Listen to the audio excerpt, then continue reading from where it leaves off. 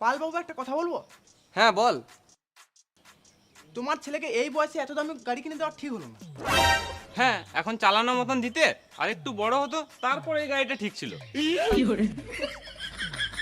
বুঝতেই তো পারছিস, আমার একটাই ছেলে, ছোট থেকে আদর যত্ন ভালোবাসায় মানুষ হয়েছে। মিথ্যে কথা, বাপ বেটার মধ্যে কোনো ভালোবাসাই নাই।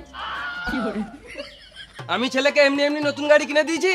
আমার একটা কথা অমান্য করে না, যেটাই বলি সেটাই শুনে। আমার ছেলে পাড়াতে যেখানেই থাকুক না কেন 1 থেকে 3 গুনলেই বাড়ি চলে আসবে। বিশাল ব্যাপার তো। আমার তো বিশ্বাস হচ্ছে না। তোদের বিশ্বাস হচ্ছে না তো?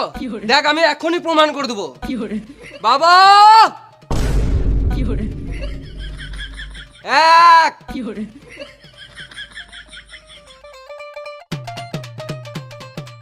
2